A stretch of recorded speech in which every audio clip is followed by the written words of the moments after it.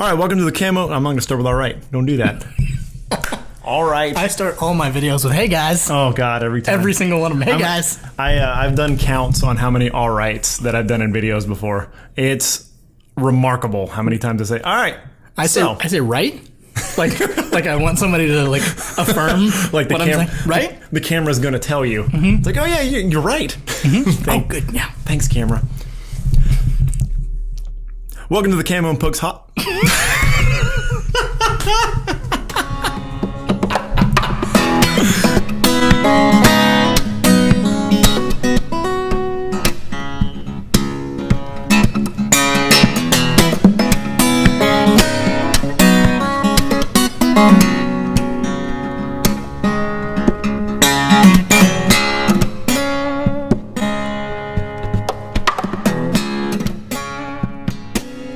Welcome to the Camo and Hooks podcast. I'm Mike.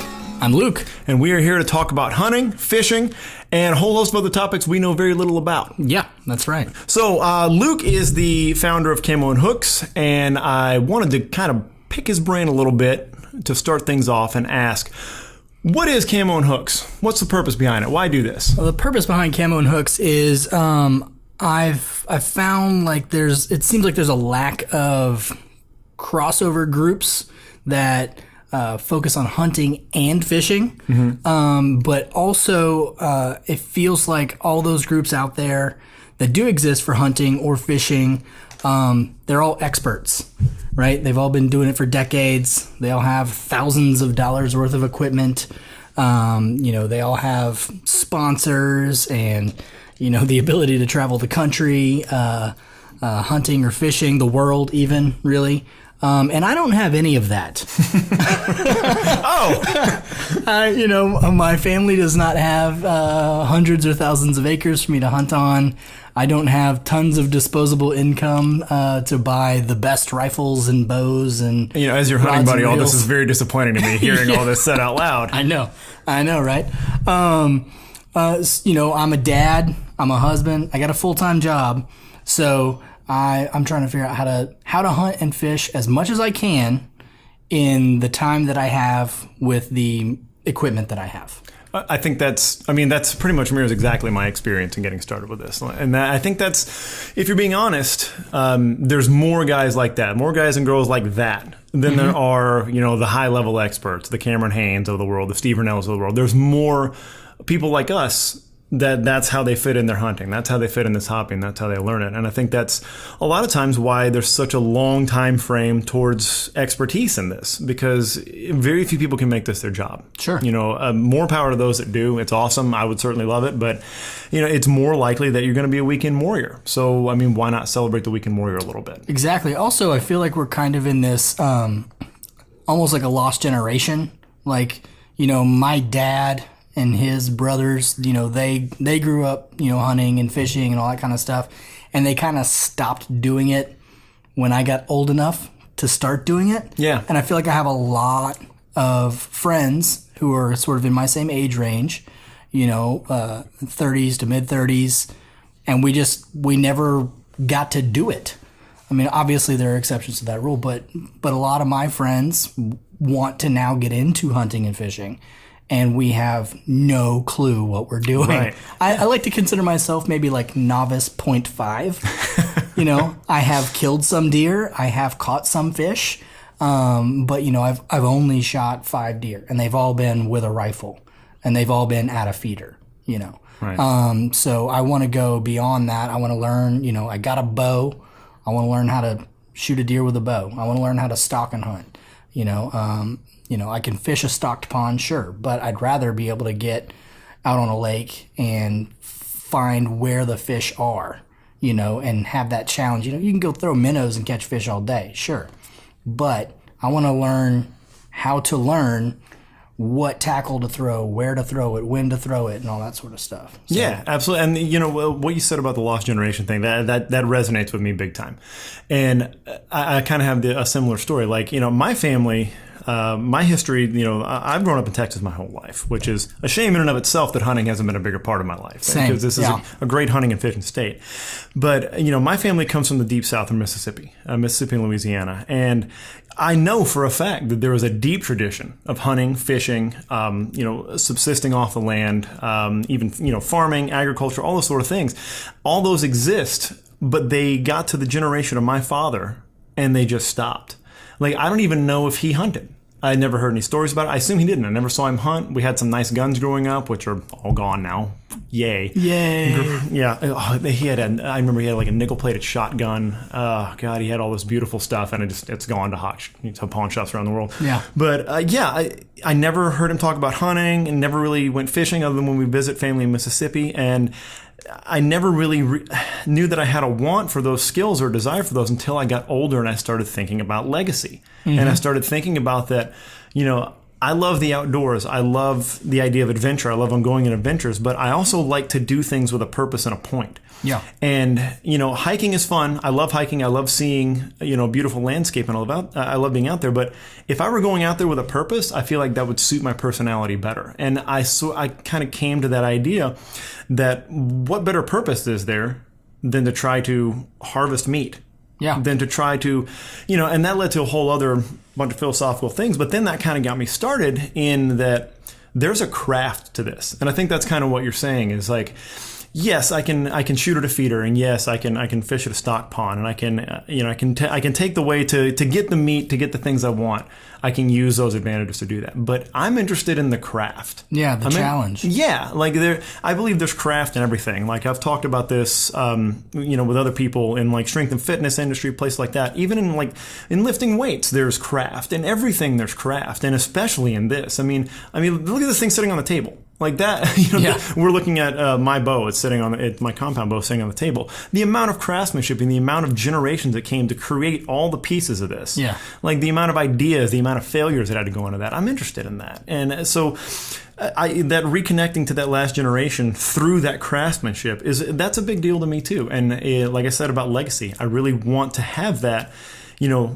If I do have a nice gun cabinet full of guns at some point, I do want to pass them on to my son. If I do have a nice bow, I do want to pass it on to him and teach him to use it instead of it just being this big blank space. Yeah. Yeah, I'm totally with you on that, man. Yeah, I totally relate to the craftsman part of it as well. Coming from my background, I'm a classically trained chef, right, and that is a craft, right?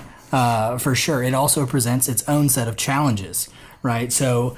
Kind of the benefit I have is I can bring those two crafts together, Sure. the hunting and fishing along with the cooking. So, that's another exciting part of it for me. I think, if you kind of talk about that lost generation, the guys before us, it's shoot a deer, it's take the backstrap, it's turn it into chicken fried steak. Yeah. Right? Yeah. Well, that's delicious. Great. I love it. Yeah. No problem with that. Nothing wrong with it. But man, that backstrap could be so perfect for so many other things. And, as a generation, with social media and the internet and everything, we like to consider ourselves considerably more educated in everything. Correct. But food is one of those things that people now know a lot more about. And I think,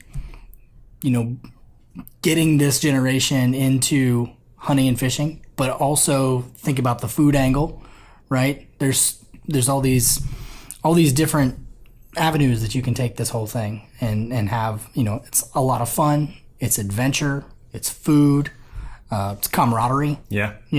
Those are all kind of the ideas bouncing around in my head. That's why I created Camo Hooks. That's kind of what I want to create, a community of hunters and anglers who are learning how to do this. Another big part, with those more advanced groups is there's so much secret. I don't want to give away my fishing spots. I don't want to give away what tackle I'm using. I don't want, somebody else, hunting my spots, that kind of stuff.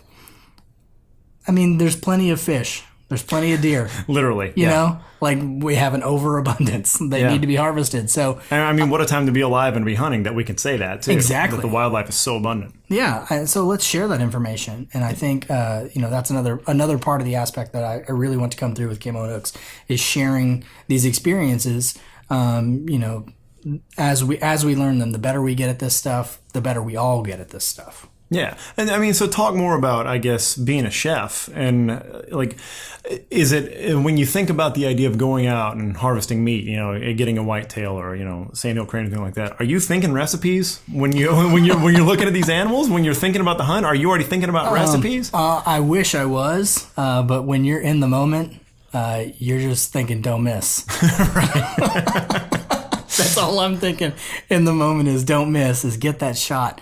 But you know, then when I get out of the stand and I get down there and I'm right next to that deer, you know, I'm so appreciative of the opportunity that I have to be able to do that. Right. But you know, kind of once that buck fever dies down, and you know, you kind of give your thanks for what you've got there, then I start thinking about food. I start thinking about ooh, that could be good. Ooh, what about this? Ooh, let's try that. Yeah, and that's creativity, man. That's the other part, and that's a big part of craftsmanship as well, is the creative part of it. Now, I will say, you know, I kind of came to this out of a desire to start learning to bow hunt. My hunting background is I've shot dove a couple times. And I fished a couple times. That's it. I mean, that's all I've done. A little bit of wing shooting, a little bit of fishing, pond and lake fishing. Nothing big. I think I went deep sea fishing once with my dad and caught nothing. Sure. I think that's most people's story for deep sea fishing when they start. That or I puked the whole time. Yes. That's my story. Oh, good. I caught a 3-foot shark and I puked the whole time. Well, you just have to tell one part, though. Just tell the 3-foot shark part. That's all you need to do. Yeah, some people get sick, but some people catch sharks. You just need to be in one of those camps. There you go. Yeah, you know, the idea of that creativity and craftsmanship thing, that's what attracts me to the bow hunting side, and that's where I started this season. You know, I first thing I wanted to do was get a bow. First thing I wanted to do was learn to shoot, and I've realized that this is like any other discipline that I've picked up in my life. For background, you know this, but I've fancied myself somewhat of an athlete. And I've had some success in some arenas, and less than in others. But there's a method to practice and learning the basics and fundamentals of something that are inescapable, no matter what you do. Sure. No matter what your craft is, you have to lay the fundamentals, because those will be the things when everything's going wrong later that you have to come back to. Yep. And so that's where I am with the bow right now. But what I'm looking forward to is the point where you've learned the rules and you can bend them and be creative. I'm not there yet. Right. You know, I can't be creative with my shots. I can't calculate on the fly. I can shoot a still target right now from fixed distances that I'm aware of. And I know that, and it's easy to get cocky and get ahead of yourself and think like, man, I'm really hitting the target well. But it's a whole different ball game, I'm sure, when there's a living creature on the other end of it.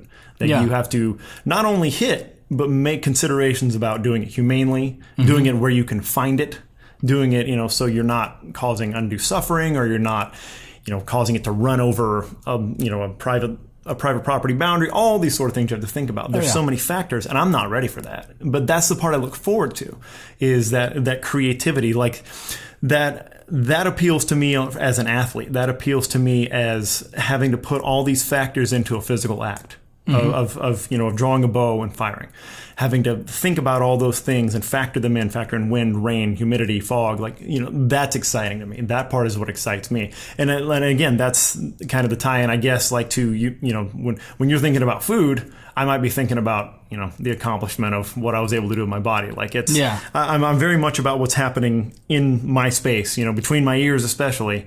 But, you know, like how my body reacts to different situations. And that's, I think, you know, hunting is rightfully called a sport. I think you can be very out of shape and hunt successfully, but I have a sneaking suspicion, even though I'm a newbie to this, I have a sneaking suspicion that being in better condition, being stronger, is going to help you enjoy hunting a little bit better. Absolutely. For anybody out there who has, hooked a 50-pound sack of corn out to the feeder, or, you know, and that's not the sexy part, but that's true. Right, yeah. Or, has tried to carry that sack of corn up into the feeder, or stand on the edge of a bed of a truck while you're pouring that corn into a feeder. That takes some physical ability. And, you know, you're absolutely right. There's an element, you can be way out of shape and do this. There are plenty of people that do that, but you're going to be better at it if you're in better shape and if you're aware of your body and aware of the physical limitations that you have, especially when and I'm sure, you know, like I said, I've only hunted feeders and stands, but if you get into spot and stalk, right? You know, if you get a quarter mile into the woods and shoot something, you got to get it out of there. Yeah, legally, you have to get it out. Yeah, you got to take it. So you have to be aware of that, and that's another part, like you said, being aware of your surroundings. How'd you get in? How do you get out? All those sort of things come into play. Right, and this is funny because we're definitely approaching this as novices, and a lot of that's conjecture. Maybe there's easy ways that we don't know about. Maybe I can be massively sure. Get an $18,000 UTV. Oh, and just drive that sucker in there and haul it out. All right. Well, I'm sure Kubota is listening to this podcast, so we are looking for sponsors. Sure. Yeah, we'll take it. Send it over. Yeah, and I'm sure there are easy ways, but that becomes the like the key, like we were talking about earlier, going back to craftsmanship and challenge, is we have the advantage, clearly, technologically, territorially, we have the advantage of the animals we're hunting. Maybe not in the exact moment when there's fair chase, because that animal is well equipped to stay alive, but overall we have a lot of tools to get there. So I don't think there's anything wrong with creating more challenge for yourself, and I think if you are limiting yourself based on your physical conditioning or your physical ability or the amount of practice you've put in, then you're going to be stuck with those things. You're going to be stuck with certain styles of hunting that, while there's nothing inherently wrong with those, just you may not be able to challenge yourself how you want to until you get your body, mind, everything else ready for that kind of stuff. And that's what I'm looking forward to. I want to see, the first time I get out there and I hunt, and I want to think, like, I want to be able to go back afterwards and I want to do kind of the post-mortem, literally, and say, like, how could I have challenged myself more?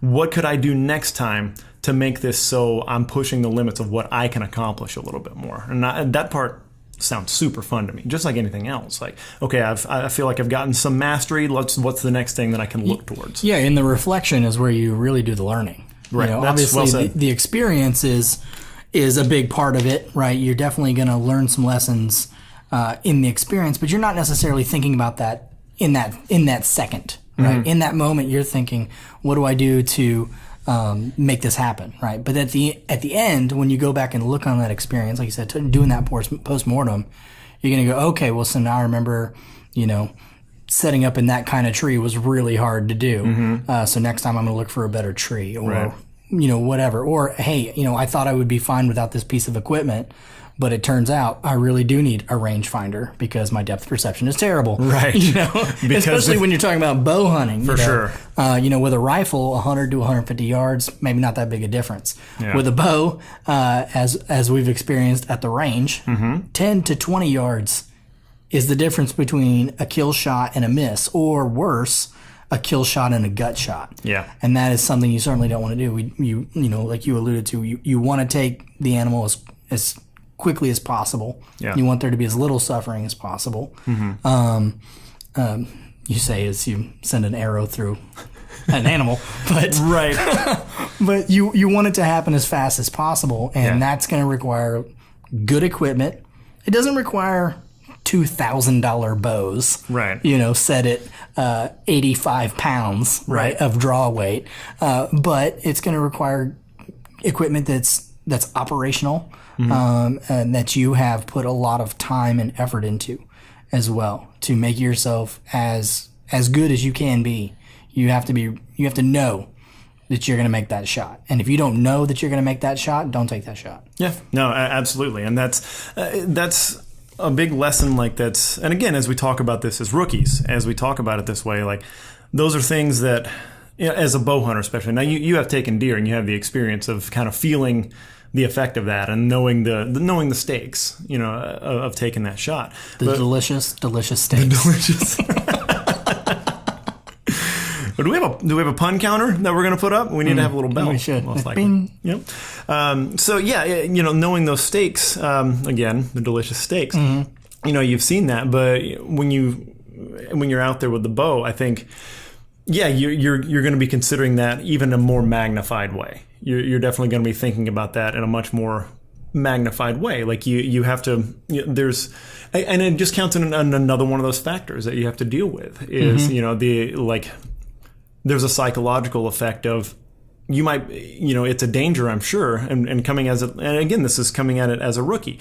Maybe I might be thinking about what happens after the shot before I shoot. Is that a beneficial thing or is that a negative thing? I'm going to find out. Yeah. I'm going to see. Like, if I'm thinking about that, my feeling is that I shouldn't.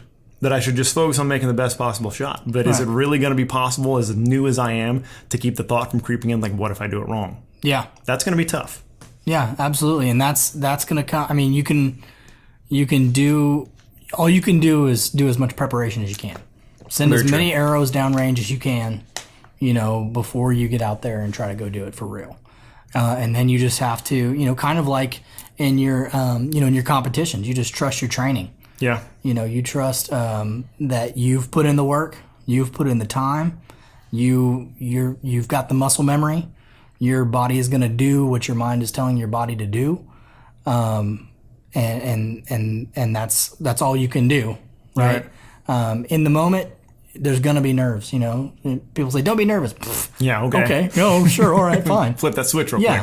You're going to be nervous. Absolutely. Your heart's going to be beating through your chest. I mean, I've only shot 5 deer, but all 5 of them, I thought my heart was going to explode. Right.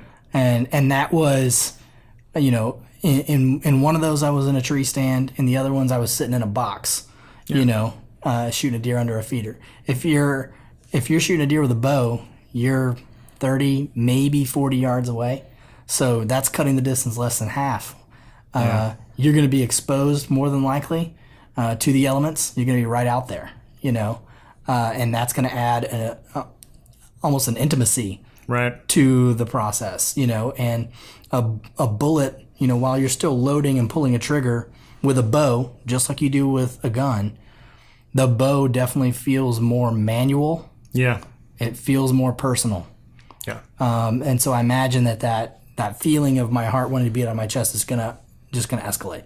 For sure. And there's there's a book that I read a long time ago. It's called On Killing, and I can't remember the name of the author to save my life, but it's really more about homicide, killing people in war, especially, not homicide especially, but it's about killing during war and what an interesting thing that is. But one of the things he talks about is the killing distance and how that affects the person doing the killing psychologically. Mm-hmm. That he gives the example of, guys that are flying drones that you almost see it on a screen with controls. The amount of trauma that they have doesn't manifest as quickly, and it's not as overwhelming and as emotional. They eventually do have issues, obviously, because there's human life at stake. And then you take it a step closer, where you're talking about snipers, where you're talking about 500 to 1,000 yard shots or something like that, or even more. That these guys, there is a detachment, because they're seeing things through a scope. There's a long distance, and then they talk more about rifle distance. They talk about small arms distance. They talk about like I think the way that they put it is like he goes through different weapons. He talks about like bayonet distance, and then he talks what they interestingly use. He calls sexual distance, which is like it's hand to hand or knife, where we have to be close enough to where. Your arm's length. We could be intimate, basically. Yeah. And but he talked about that, and as you get closer, the trauma gets to be more and more. Sure. Now, obviously, he's talking about killing other human beings, and that's a whole different level. But I wonder, just do the mere act that a lot of those same things, those same skills that we're using, evolved out of hunting. Or is there going to be a similar experience? I'd imagine, yes. Like you're saying, I'd imagine as you get closer, 30, 20 yards or less, and that you're looking at a living thing and you're about to take action, that the anxiety level and the stress that you're going to be dealing with is going to be higher, no matter how sporting you feel like you are, how ready you feel like you are. Yeah, there's always even still this tiny feeling of remorse for what you've done too. That's interesting. I shot dove and I did not feel that, but that's not. It's Bambi. Yeah. It's a doughy eyed. That's talking about literally, does, and it's a mammal. Yeah, and there is something to that. Yeah. So it's there for sure. There's the excitement. There's the adrenaline. There's a little bit of testosterone boost too. Sure. I am man. I killed animal. Right. That's going to be there as well. You have that little bit of remorse. So I'm curious to see as the animals get closer, or as the animals get smaller. I'm sure we'll talk about small game coming up. But I'm interested to see how that changes. Yeah, me too. And hunting season it's nearly upon us. It's really not. It feels like it is. We're reaching the end of summer here in Texas, and hunting season is coming. So we're going to have some interesting opportunities. We'll talk about those in the future as they materialize a little bit more. Yeah. But I think there's going to be lots of opportunity for archery. And then hopefully you can take me out fishing and see how absolutely bad I am with a rod. You can, I'm not great. Yeah. I know how to do it and what I'm supposed to do. I'm rarely successful at it, though. Well, how many fishing trips have you gone on as an adult? As an adult? Yeah. Fishing trips? Yeah, just estimate, Maybe like 3. So you're 3 times better than I am already.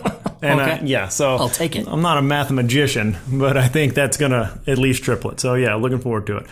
All right, well, that wraps it up for us. So if you want to follow Camo and Hooks, jump on Instagram, follow at Camo and Hooks, all one word. And we will see you next time. Bye.